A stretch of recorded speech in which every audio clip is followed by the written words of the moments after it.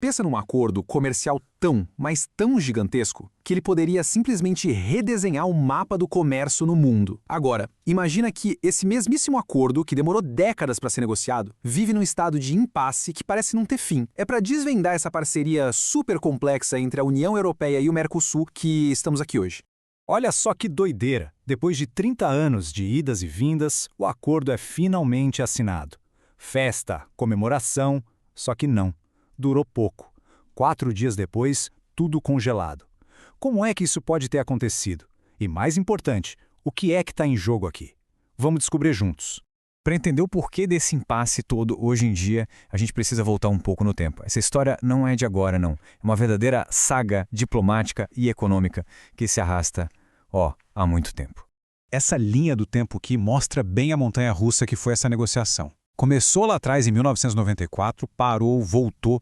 Em 2019, parecia que finalmente ia decolar, sabe? Aí em 2026, assinam o papel em Assunção, mas olha o que acontece logo em seguida, o Parlamento Europeu vai lá e puxa o freio de mão.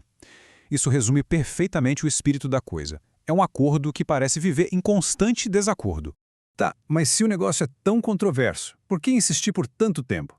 A resposta é simples. O potencial de ganhos para os dois lados é enorme.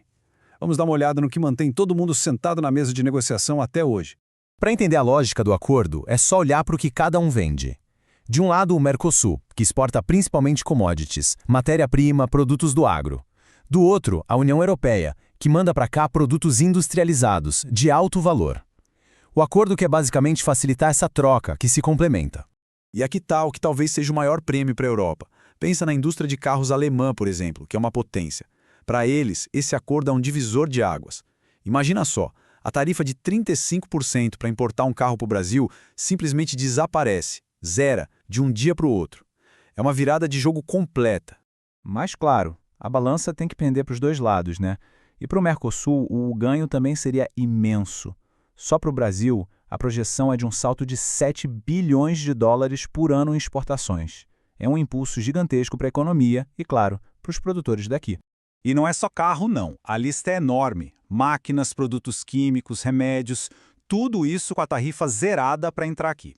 Para a indústria brasileira, isso pode significar custos mais baixos, talvez mais produtividade e, claro, para o consumidor final, aquele vinho europeu, por exemplo, pode ficar bem mais em conta na prateleira. Bom, com tanto ganho na mesa, por que o acordo enfrenta tanta resistência? Agora a gente vai mergulhar nos principais argumentos de quem é contra o tratado, tanto lá na Europa quanto aqui na América do Sul. A oposição vem de várias frentes, como dá para ver aqui.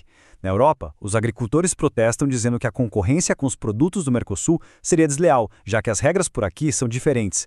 Os grupos ambientalistas, por sua vez, acendem um alerta enorme sobre o risco de mais desmatamento para atender essa nova demanda.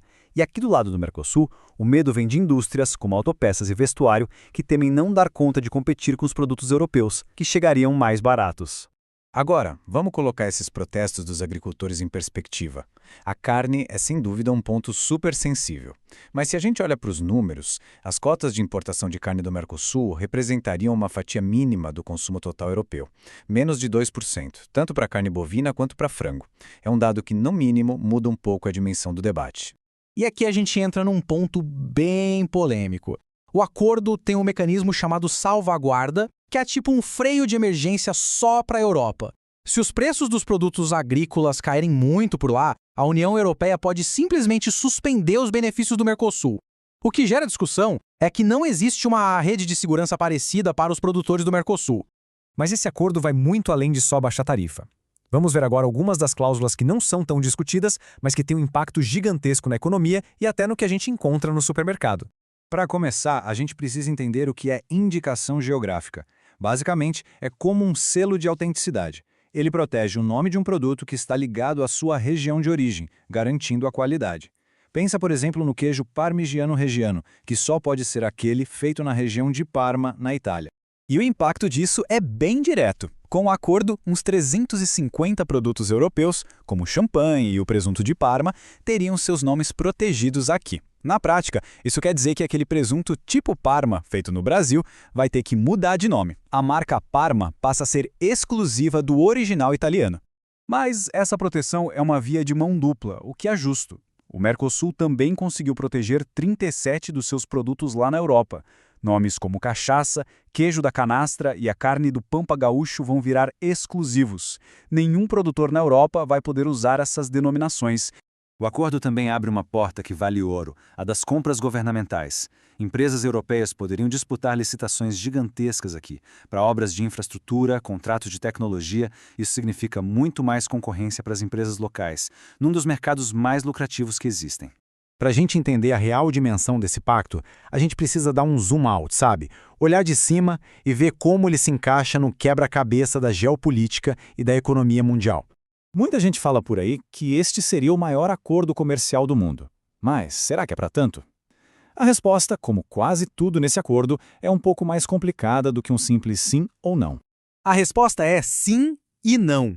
Sim, se a gente somar todo o comércio que os países envolvidos fazem com o mundo inteiro, o bloco seria, de fato, o maior. Só que a resposta é não, se a gente olhar só o comércio direto entre os dois blocos. Aí o volume é bem menor que o de outros acordos, como o RCEP, que é o grande bloco comercial da Ásia e do Pacífico. E esse gráfico aqui mostra bem onde essa aliança se encaixaria no cenário global. Juntos, seriam responsáveis por cerca de 20% do PIB do mundo. Ficaria em terceiro lugar, atrás do bloco da América do Norte e do bloco asiático. Ou seja, não seria o maior, mas com certeza seria uma força econômica para se levar em conta. Mas o ponto crucial aqui é a estratégia por trás de tudo. Para a União Europeia, esse acordo é uma forma de diversificar seus parceiros e depender menos da China e dos Estados Unidos. É também um recado forte contra o protecionismo. Já para o Brasil, é uma chance de ouro para consolidar a liderança na região e se integrar mais na economia global.